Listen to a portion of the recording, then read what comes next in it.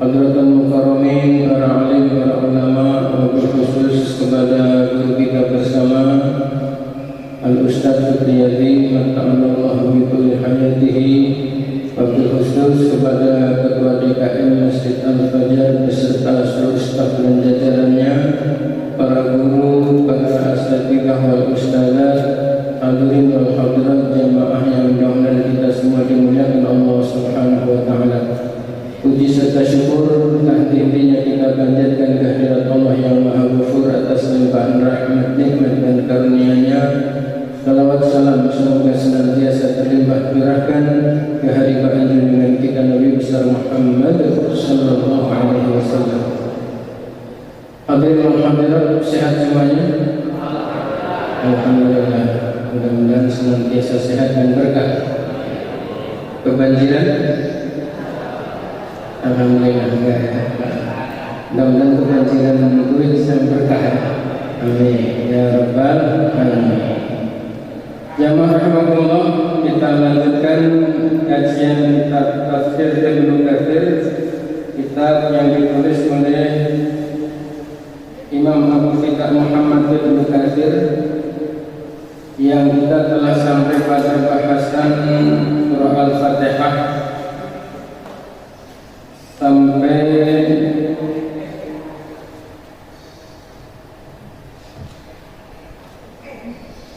halaman 19, berarti beda di kitabnya 11. Qala al-Imam Ahmad, betul? Qala al-Imam Ahmad,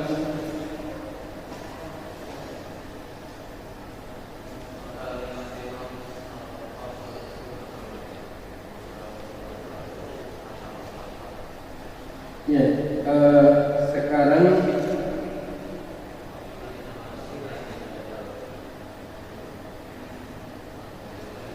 bawahnya lagi qala al-Imam Ahmad haddatsana Yazid ibn Harun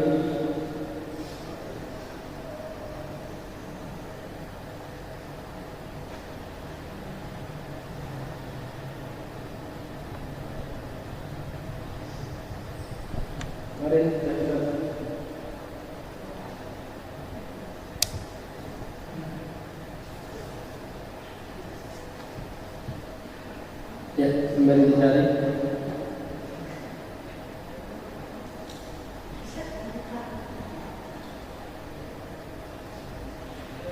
Nah, ini yang bawah. Ya, ini bawah. Yes. Bismillahirrahmanirrahim.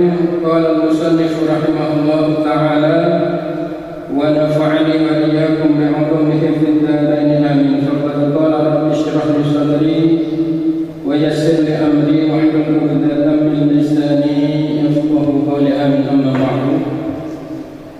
Qala al-Imam Ahmad, qala berkata al-Imam Ahmad, Imam Ahmad. Kalau disebut Imam Ahmad atau Rawahu Ahmad, berarti yang dimaksud adalah Imam Ahmad bin Hanbal atau Imam Hanbali. Ya, beliau ini ulama yang hebat, yang menjadi orang yang benar-benar sukses konsentrasi di dua ilmu yang sangat fenomenal, yaitu menjadi madhab fikih dan sekaligus menjadi madhab hadis. Jadi setiap hadis cuma disebutkan Rawahu Ahmad, yang dimaksud adalah Imam Ahmad bin Hanbal atau madhab keempat yaitu Imam Hanbali. Beliau menulis hadis yang paling banyak, yaitu sebanyak 40.000 hadis yang kitabnya dinamai Musnad Imam Ahmad. Ya, Musnad Imam Ahmad. Beliau adalah salah satu guru besarnya Imam Bukhari, Imam Muslim, Imam Abu Dawud dan Tirmidzi.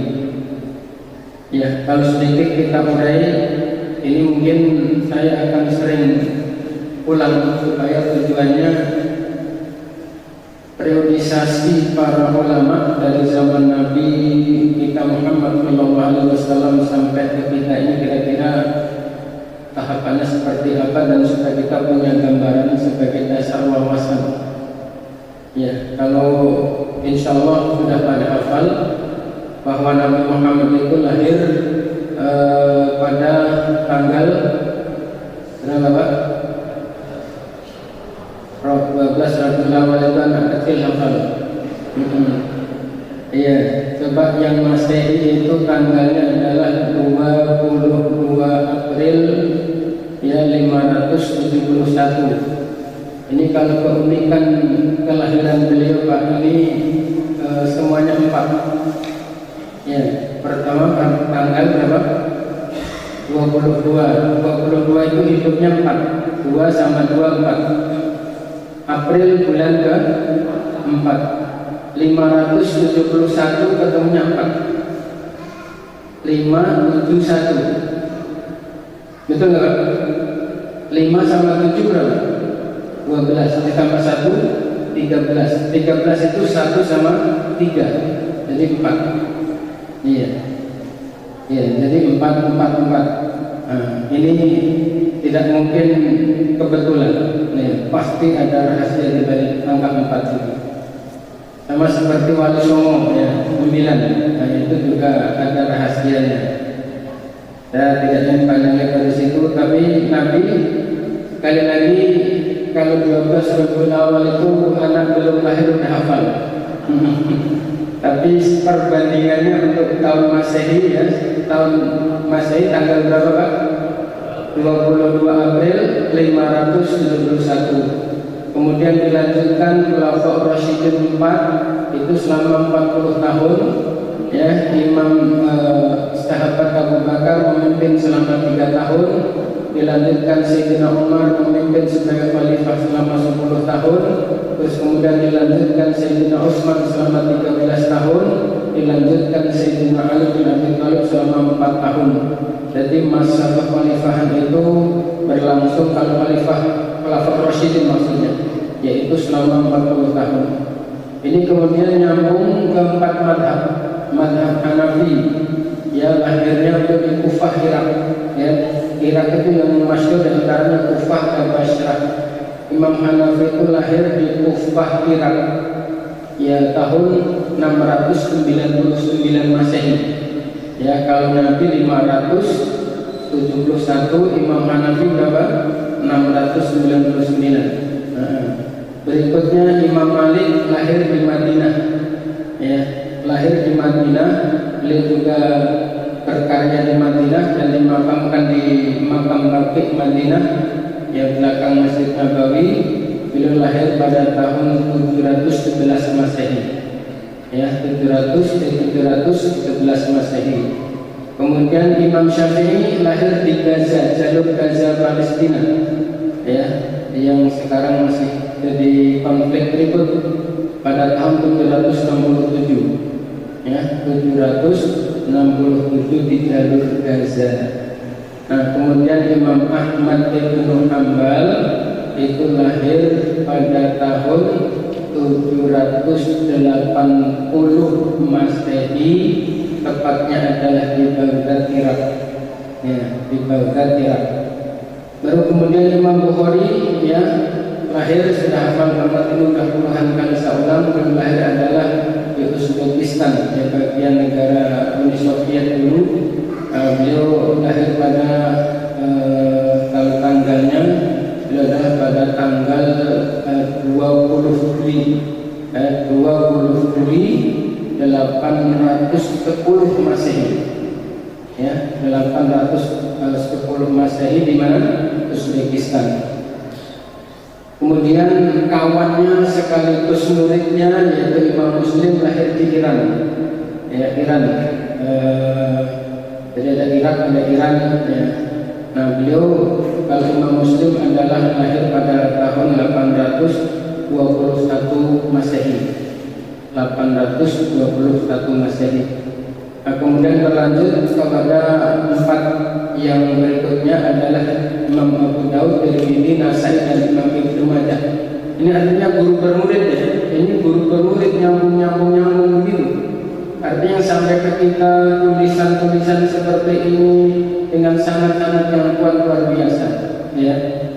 Kalau Imam Abu Daud itu lahir sama di Baghdad juga.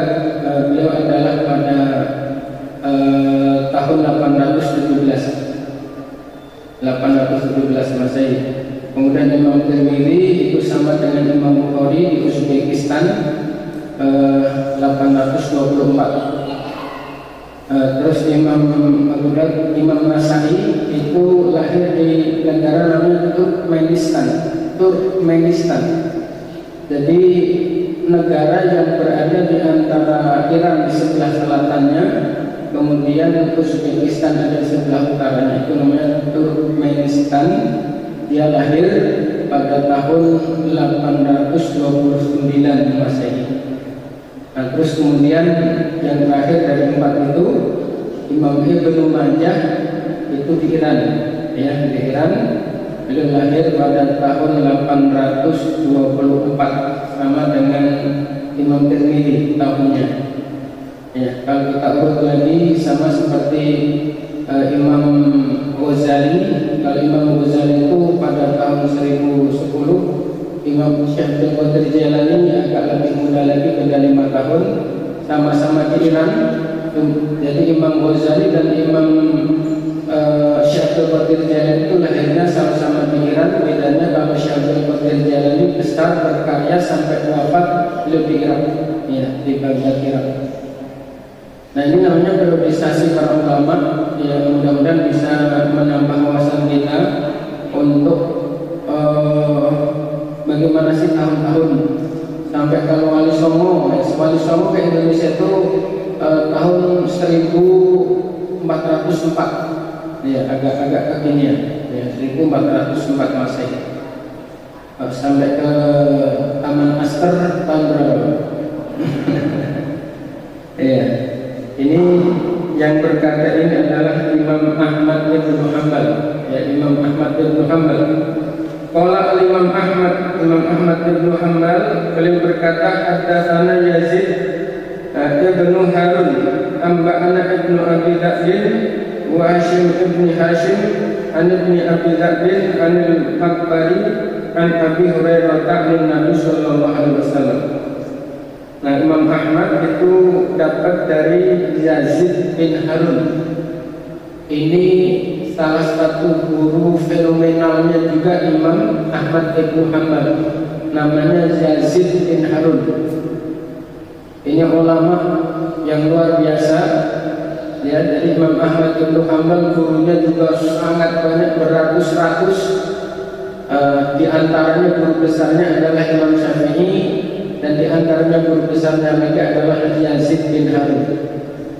Yazid bin Harun ini, Bapak Ibu, luar biasanya adalah beliau memiliki kapasitas keilmuan baik dari sisi ilmu hadis maupun ilmu fikih dengan sangat luar biasa dalamnya, dan itu bahkan sampai diakui oleh Imam Syafi'i.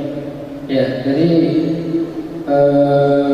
kalau beliau ini lahir di, kalau hitungan hijriah adalah 117. Imam Syafi'i kalau hitungan hijriah itu 150. Jadi Imam Syafi'i masih lebih muda dibanding dengan Yazid bin Harun.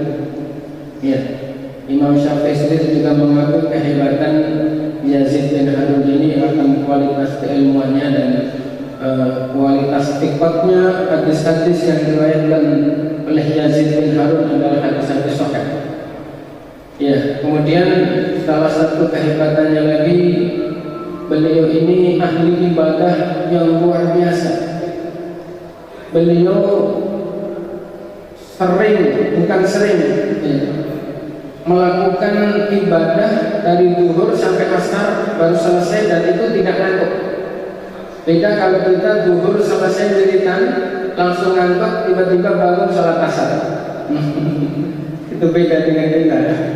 Ya, itu tidak ngantuk dan tanpa istirahat zuhur sampai asar, dan bahkan dari isya sampai subuh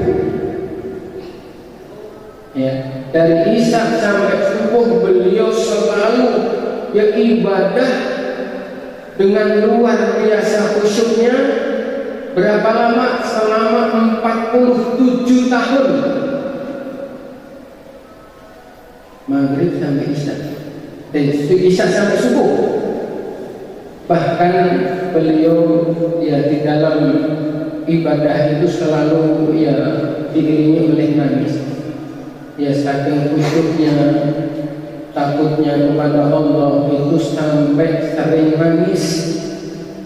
Karena sering nangis, Yazid bin Harun ini bapak sampai beliau buta tetapi bertahan.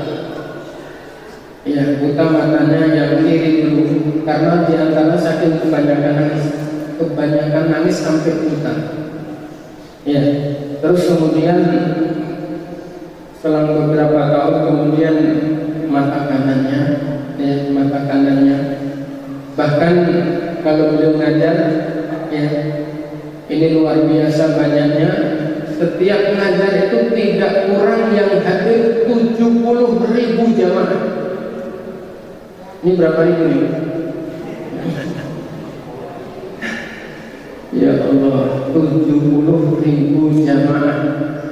Dan di antara jamaah itu muridnya yaitu Imam Ahmad bin Hanbal. Dan beliau sangat sensitif.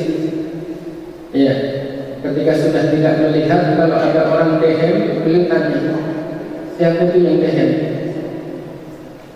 Gitu. Terus ada yang jawab, yang dehem itu Ahmad bin Hanbal dulu. Masya Allah. Kenapa engkau tidak bilang kalau Ahmad bin Hanbal hadir di majelis ini? Kalau saya tahu beliau hadir di sini, saya tidak akan bersandar di hadapan kalian. Nah, itu saking takdimnya Yazid bin Harun kepada Ahmad bin Hanbal. Padahal muridnya, ya, padahal murid. Ya, ini Yazid bin Harun, guru fenomenalnya Imam Ahmad bin Hanbal. Dan setelah beliau wafat, salah satu sahabat dekat Imam Ahmad bin Hanbal ya bermimpi ketemu dengan gurunya yaitu Yazid. Mimpinya ini adalah bahwa beliau Yazid bin Harun ini ditanyai oleh temannya Imam Ahmad bin Hanbal, wahai guru, apakah engkau setelah meninggal didatengin oleh malaikat Munkar dan Nakir? Kemudian Yazid bin Harun ini menjawab, ya, saya ditemui. Lalu yang ditanyakan kepadamu apa, wahai guru? Ya, ditanyakan kepadaku oleh malaikat Munkar dan Nakir, man rabbuka wa man nabiyuka, dan seterusnya. Lalu bagaimana aku menjawab, wahai guru? Saya jawab, kamu tanya itu. Selama hidup saya di dunia, saya selalu mengajarkan itu kepada jamaah saya, kepada umat. Kenapa kamu tanyakan itu? Oh gitu ya. Malaikat ini kemudian balik, ya. Malaikat itu balik, kemudian tidak melanjutkan. Ya sudah, memang betul engkau di dunia adalah selalu mengajarkan itu. Ya, baru. Kalau gitu kata malaikat, silahkan engkau tidur istirahat sampai datang nanti hari kiamat.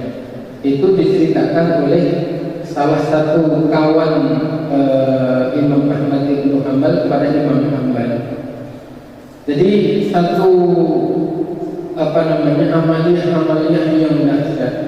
Kalau kelas kita Pak, ya, dari Isya sampai subuh Pak, itu kalau kita nonton bola, insya Allah betah. Insya Allah betah. Tapi kalau baca Al-Quran Pak, insya Allah setengah jam itu sampai subuh. Tapi itu Qurannya basah. Kenapa Pak? Kena ilang kita. Ya, kita pulas kemudian tidur. Itu kelas saya, ya, kelas saya. Nah ini Yazid bin Harun ini luar biasa, makanya menjadi ulama yang dahsyat, menjadi ulama yang punya murid sekelas Imam Ahmad bin Hanbal. Imam Ahmad bin Hanbal punya murid yang luar biasa. Imam Bukhari, Imam Muslim, Imam Abu Dawud, Tirmidzi itu pernah berguru sama beliau. Ya, bukan pernah berguru, memang muridnya Imam Bukhari. Imam Bukhari muridnya Imam Ahmad. Mudah-mudahan ini menginspirasi untuk kita menjadi orang yang beramal selama bisa istiqomah ya. Jadi amal itu sedikit tapi bisa istiqomah lebih baik dibandingkan banyak tapi nggak istiqomah. Ya, dari isya sampai subuh sekali, 5 tahun lagi nggak pernah ada lagi begitu, itu mah nggak penting. Mending kalau gitu mending sejam atau 2 jam tapi tiap hari begitu. Nah terus nanti naik. Gitu. Nah ini Yazid bin Harun ini sampai 47 tahun sampai beliau wafat, dan beliau wafatnya usia tua, yaitu 89, hampir 90 tahun. Ya, luar biasa orang ibadah seperti itu. Ya, usianya luar biasa, ilmunya luar biasa, berkahnya luar biasa. Dan kita bisa ketularan. Ya, bisa ketularan. Minimal kalau pernah dengar cerita begini kita bisa kayak sudah melihat arahnya sana. Ya, arahnya sana. Kita bisa ikuti sedikit demi sedikit. Meskipun ini banyak sekali nih, nanti akan menyebutkan nama-nama tokoh. Kalau saya ceritain nggak kelar cuma nyebutin nama tokoh doang. Jadi 2 aja. Paling banyak 3 satu satu pertemuan gitu ya. Nanti malah nggak jadi dibahas kitabnya.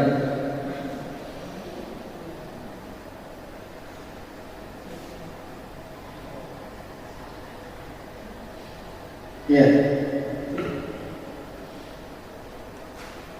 An Abi Hurairah radhiyallahu anhu, dari Abi Hurairah radhiyallahu anhu, dari sahabat Abi Hurairah. Saya sudah pernah sampaikan juga Abi Hurairah itu sahabat Nabi yang meriwayatkan hadis terbanyak. Nomor 2 siapa? Abdullah bin Umar. Yang ketiga adalah Anas bin Malik. Yang setelah cerita tentang Anas bin Malik yang anaknya banyak, ya itu urutan ketiga. Ya, kemudian yang keempat adalah Abdullah bin Abbas, dan yang kelima adalah istri Nabi yaitu Sayyidatina Aisyah, itu urutan kelima. Urutan para sahabat yang menghafal hadis terbanyak dari Nabi Muhammad SAW, dan Abi Hurairah adalah ranking pertama yang terbanyak. Annahu qala, sesungguhnya Nabi Muhammad bersabda fi ummil Qur'ani, dalam hal ummil Qur'an. Dia bermula Fatihah, itu ummul Qur'ani, ummul Qur'an, induknya Al-Qur'an. Wahya bermula surah Al-Fatihah, itu as-sab'ul mathani, 7 ayat yang diulang-ulang. Wahya bermula surah Al-Fatihah, itu Al-Qur'anul Qur'an, Al-Qadim yang agung. Qur'an yaqra'ul Qur'an, ya, Qur'an itu bacaan, ya, bacaan yang artinya orang membaca saja sudah berpahala, sudah mendapatkan berkah. Untuk dibaca saja begitu itu sudah berpahala, apalagi direnungi. Ya, Al-Fatihah dibaca, kemarin sudah kita bahas kalimatnya atau katanya ada berapa Pak?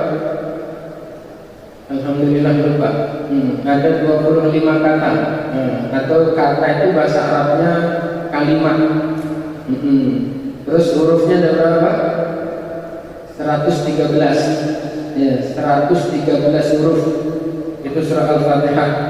Diulang-ulang, dibaca melulu setiap satu huruf, itu pahalanya minimal 10, tergantung apakah sambil dibaca sambil didengerin, sambil direnungin, sambil niat untuk diamalkan dan sebagainya, niat untuk disampaikan ke orang lain, itu bisa setiap satu huruf pahalanya 100. Itu Fatihah minimal, ya. Al-Quran maksudnya, bukan hanya Fatihah, seluruh Al-Quran gitu. Tapi kalau Fatihah diulang-ulang setiap hari, ya, karena dia sebagai itu Al-Quran juga memiliki kualitas yang khusus, ya, karena dia adalah induknya Al-Quran dan disebutnya juga oleh Nabi adalah sebagai ayat ruqyah, ya, ayat ruqyah.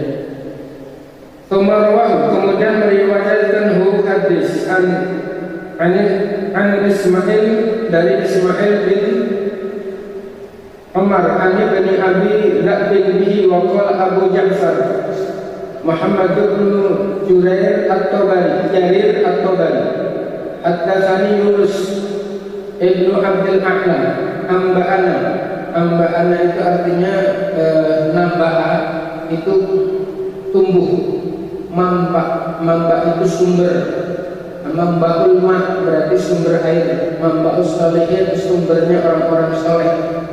Jadi naba itu berita, ya. Jadi nabaha, ya, nabaha berita. Sama muradifnya adalah khobar juga berita. Tapi kalau naba itu berita khusus, ya. Amba'ana Ibnu Wahbin, ya, telah menceritakan kepada aku Ibnu Wahbin. Akhbarani ibni Abi La'bin, telah cerita kepada aku Abi La'b. An Sa'id al-Maqbari, dari Sa'id al-Maqbari an Abi Hurairah radhiyallahu anhu. Itu kalau diceritain satu persatu, Pak, ya, itu 2 hari baru kelar cuma cerita itu doang, ya. Segitu panjang, dan mereka itu ulama-ulama hebat semua. Cuman kita itu jarang-jarang mendengar. Tidak fenomenal Imam Bukhari, Imam Muslim, Imam Abu Dawud begitu. Tapi sesekali kita perlu mendengar, gitu ya. Jadi paling banyak yang kepalanya lah nanti saya cerita. Pokoknya misalnya Imam Bukhari dari siapa, nah itu paling nggak nambah 1. Karena itu nanti akan berputar, ya, mudah-mudahan akan ketemu ceritanya. Sekali lagi cerita-cerita dan kisah serta biografi itu inspiratif sekali untuk menjadikan kita bisa menjadi orang hebat, ya. Umur boleh tua, tapi harus selalu berjiwa muda. Setuju? Kulit boleh saja keriput mengendur, tapi yang namanya spirit harus selalu pantang mundur. Tulang dan tenaga kita boleh saja melemah, tapi amaliyah ibadah kita harus selalu mantap dan istiqomah. Setuju? Ini inspirasi. Hari ini harus lebih baik dari kemarin, dan esok harus lebih baik dari hari ini, ya. Kita hidup ini harus punya visi, misi, dan strategi untuk menentukan visi kita. Nah, inspirasi cerita-cerita ini, ya, insya Allah akan membantu kita untuk punya visi. Hidup yang nggak punya visi nggak jelas, ngalor ngidul ngitan mulon nggak jelas mau kemana. Hari ini nggak pernah diurus lebih baik dari kemarin apa tidak. Tahun 2021 nggak pernah ditargetkan apa-apa. Ya, 2020 baik atau buruk nggak pernah dipikir. Kenapa? Nggak punya target, gitu. Dan nggak ada inspirasi. Ya, mestinya setiap momen-momen strategis, apalagi tahun baru atau mungkin Rojab seperti ini, kita jadikan momen yang strategis untuk mengevaluasi. Ya, dari Rojab ke Rojab yang akan datang saya menargetkan A, B, C, D, E, F, G. Tapi skala prioritas itu atau proyek strategis nasional, wah, ini tahun 2021 saya harus tetapkan ini.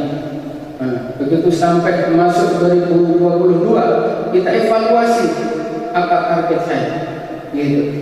Apa yang tercapai, apa yang kurang, kenapa tidak tercapai, kenapa kurang. Baru kemudian bikin target lagi dengan sudah berdasarkan evaluasi di tahun 2021 ini untuk kemudian menentukan tahun 2022 dengan yang lebih baik. Harus punya target. Iya.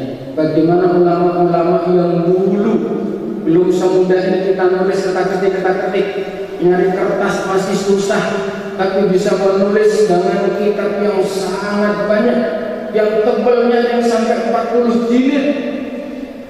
Coba banyak. Kita yang kita tulis apa itu? Yang kita tulis dosa menurut kita tulis. Ya Allah. Maka cerita ini sekali lagi mudah-mudahan menginspirasi kita. Ya, kita harus jadi orang hebat, tidak kenal usia. Ya. Nabi memerintahkan, ya, hari ini harus lebih baik. Mangkana yaumu khairum min amsi wa huwa rabih. Barang siapa yang hidupnya hari ini lebih baik dari kemarin, dia untung. Ya, wa mangkana yaumu mithla amsihi wa huwa khusran. Sekarang podo wae kaya demi sama seperti kemarin, tidak ada perubahan sama sekali. Dia adalah rugi makan di warung, rugi makan istrinya masak, rugi untuk kesono kemari nggak ada hasilnya apa-apa. Kenapa? Sama. Wa man kana yawmu atbah min amsi fa huwa dzulmun. Orang yang hidupnya lebih buruk dari kemarin dia adalah zalim. Jangan sampai kita seperti orang yang dalam pepatah Arab yaumuna wujuduna ka'adamina. Keberadaan kita adalah seperti nggak adanya kita, nggak membawa efek positif apapun. Ya, ada kita nggak ada kita ya begini dunia. Ada kita nggak ada kita ya sama saja. Bahkan cenderung kita merepotkan orang lain, merepotkan masyarakat, merepotkan negara. Ini adalah tidak baik. Maka ayo inspirasi para ulama-ulama besar yang sukses, tapi mereka berjuang. Kebanyakan kita ingin mendapatkan hasilnya tanpa menanam. Ya, tanamlah kebaikan dimanapun, tidak pernah peduli kemana kita akan memetiknya. Tanamlah kebaikan sebanyak-banyaknya, karena setiap satu kebaikan yang kita lakukan akan menarik kebaikan-kebaikan di kemudian hari. Begitu juga keburukan, dosa kita yang kita lakukan hari ini sekecil apapun akan menarik keburukan-keburukan berikutnya, kecuali kalau kita taubati dan taubatan nasuha. Maka tanamlah kebaikan dimanapun, ya. Insya Allah Allah akan berikan kita untuk memetiknya kapanpun dan dimanapun. Insya Allah. Sekali lagi, kisah-kisah para ulama-ulama besar mudah-mudahan bisa menginspirasi kita. Ya.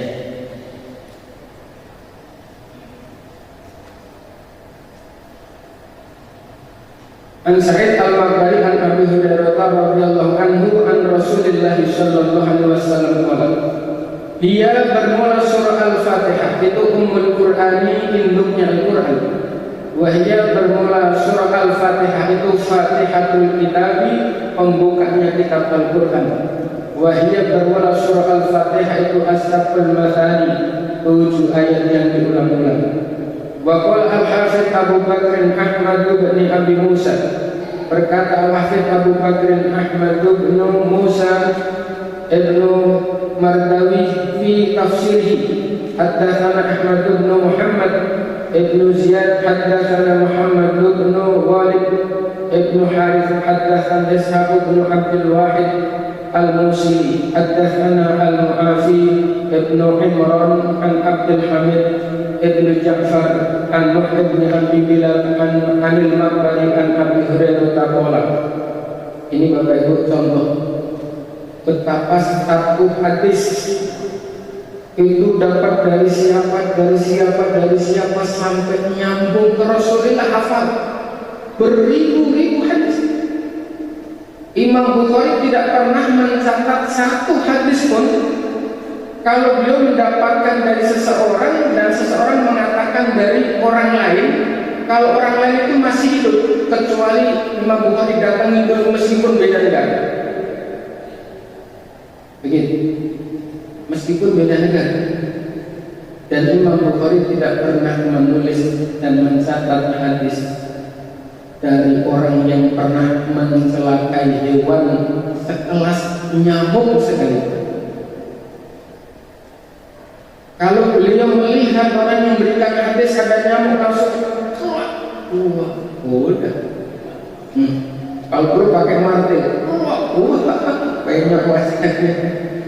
Tidak, Imam Bukhari tidak pernah menulis mencatat hadis yang dari orang yang pernah mencelakai hewan sekelas nyamuk.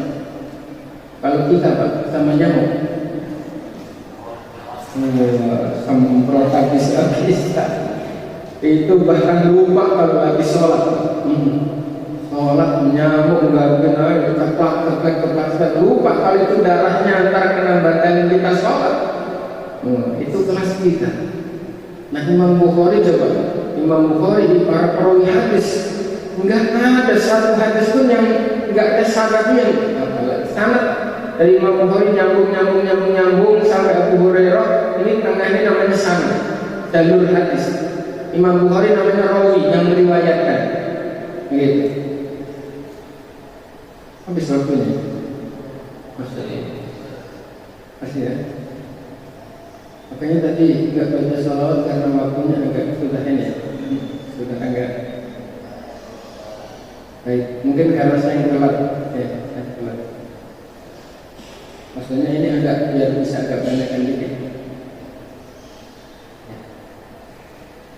Qala Rasulullah sallallahu alaihi wasallam, alhamdulillahi rabbil alamin. Alhamdulillah bermula segala puji itu lillahi bagi Allah, Rabbi yang menguasai al-alamin semesta alam. Alhamdulillahi rabbil alamin itu 1 ayatin 7 ayat.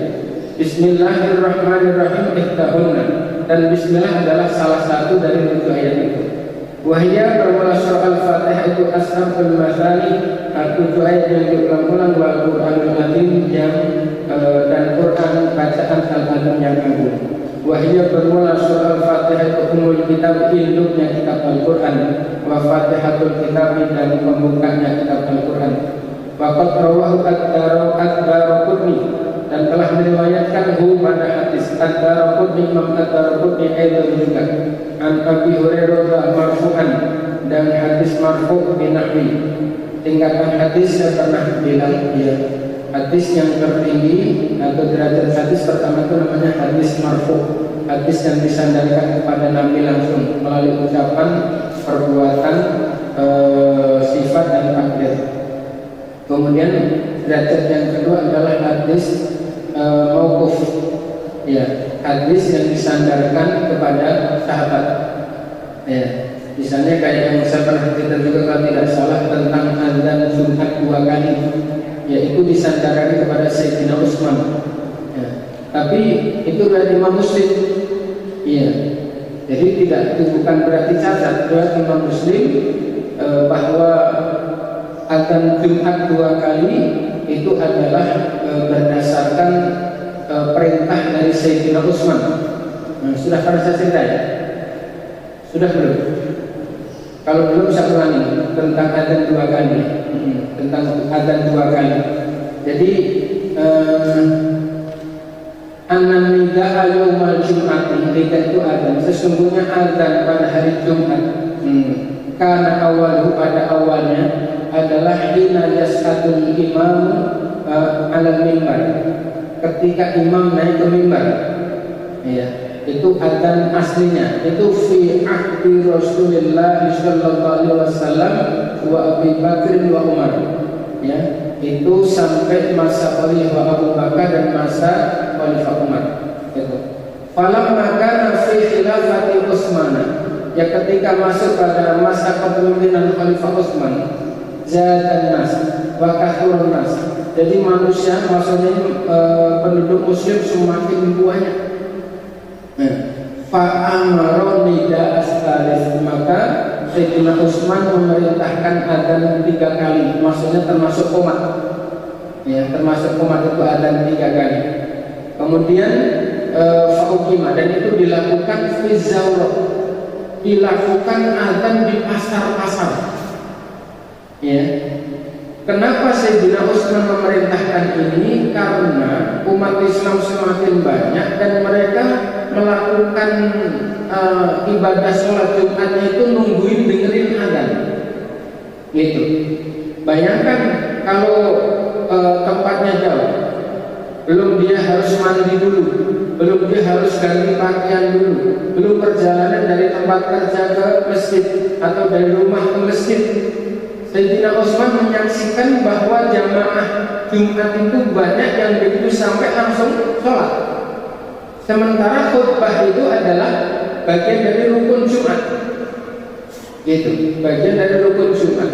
Makanya Sayyidina Utsman itu memerintahkan untuk adzan 3 kali termasuk qomat. Ya. Dan itu wasabata dzalika. Dan itu tetap berlanjut sampai masa Khalifah Sayyidina Ali bin Abi Thalib, bahkan sampai sekarang. Ya, sampai sekarang Makkah Madinah adzan Jumatnya adalah 2 kali, bahkan adzan pertamanya bisa 1 jam sebelum masuk waktu zuhur. Maka kalau saya Bapak kebetulan diserahin juga masjid, saya masa Jumatan yang zuhurnya sudah jam 12:10. Jadi kebijakan yang kita tetapkan di masjid selama masuk zuhur jam 12 lewat, maka adzan Jumat ini dilakukan 10 menit sebelum masuk. Tapi kita jelasin dulu seminggu sebelumnya dan kita jelasin dulu dasar-dasarnya hadisnya. Itu supaya Jumatannya itu tidak terlalu mepet, karena udah jam 12:10 dikurangin adzan pertama, dikurangin sholat sunnah, dikurangin adzan kedua, itu jam 12:30 Pak. Iya, baru masuk khutbah. Kata pengurus, Pak, khutbahnya jangan lama-lama ya, gitu. Udah 12:30 nggak boleh lama-lama. Lah udah lalu nggak usah khutbah sekali, gitu. Lah khutbah sebentar banget ya, sayang. Iya, orang lagi datang seminggu sekali untuk mendengarkan tausiah, mendapatkan motivasi melalui mimbar Jumat, akhirnya nggak tersampaikan, gitu. Nah, dengan dibuat begitu akhirnya bisa masih agak panjang ya, minimal 15 menit, dan orang yang kerja tidak kehabisan waktu, pertimbangannya begitu.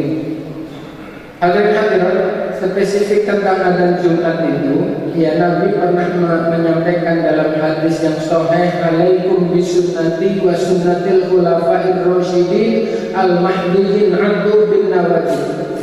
Alaikum, wajib atas kalian bisunnati, untuk mengikuti sunnah-sunnahku, wa sunnatil khulafa'ir rasyidin, dan mengikuti sunnah-sunnah khulafa'ir rasyidin al-mahdiyyin yang mendapatkan hidayah. 'Addu bin nawajid, gigitlah dengan gerahammu yang sekuat mungkin, sekuat tenaga. Bapak Ibu, ini kalau kita Jumatan adzan 2 kali, itu artinya mengikuti apa yang dilakukan oleh Nabi dan menjalankan apa yang diperintahkan oleh Nabi. Karena kalimatnya alaikum bisunnati wa sunnatil khulafa, bukan kau. Kalian wajib mengikuti sunnah-sunnahku ditambah dengan sunnah-sunnah khulafa rasyidin, ditambah, bukan atau. Begitu. Jadi kalau adzan 2 kali itu mengikuti apa yang dilakukan Nabi sekaligus menjalankan perintah Nabi. Tapi kalau adzan Jumat sekali itu mengikuti tindakan Nabi tapi membangkang perintah Nabi. Di sini 2 kali atau Ustaz kali? 2 kali ya. Begitu ya, adzan Jumat. Nah itu Bapak Ibu, hadisnya adalah hadis mauquf, disandarkan kepada Nabi, kepada sahabat, tapi legalitasnya jelas, dan itu riwayat Imam Bukhari Muslim. Begitu. Nah hadis yang ketiga baru hadis maqtu', hadis yang disandarkan kepada tabi'in. Gitu. Dan itu selama riwayatnya sahih dan sebagainya itu semuanya boleh dijadikan pedoman, dijadikan dalil. Iya. Ya, ini hadis adalah hadis mauquf. Mana tadi? Marfu'an, dari hadis marfu' binahwi aw mithli. Wa qala kulluhum thiqatun. Ya, dan semuanya itu adalah thiqat. Sangat bisa dipercaya. Wahya umul kitab, wahya bermula surah Al-Fatihah, itu umul kitabi adalah induknya kitab, wa fatihatul kitabi, dan pembukanya kitab Al-Quran. Wa qad rawahu, tadi sudah.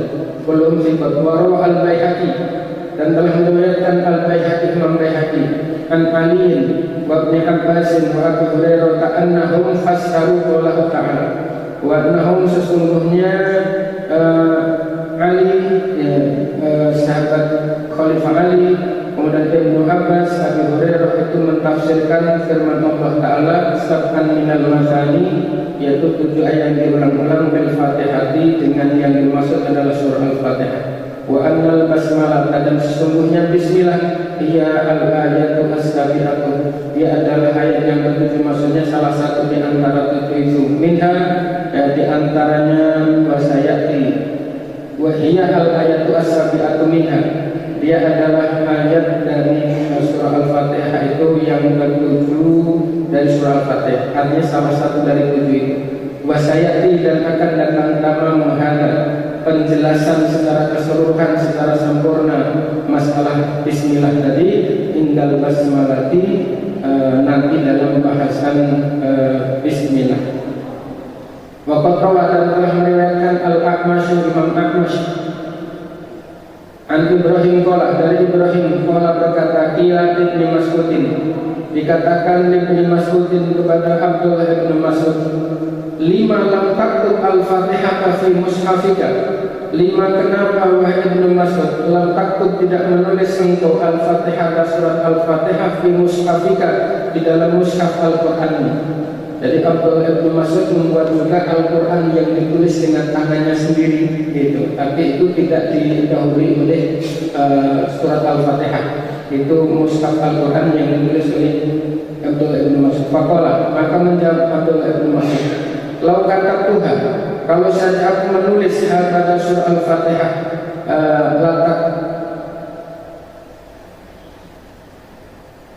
li kitabatiha, ya, untuk menulis surah Al-Fatihah fi awal kulli suratin, ya, la Tuhan, ya, la Tuhan, lamnya lam taukid, la Tuhan, maka benar-benar pasti aku akan menulis semua surah Al-Fatihah fi awal kulli suratin, di dalam semua awal surat, ya, Al-Fatihah.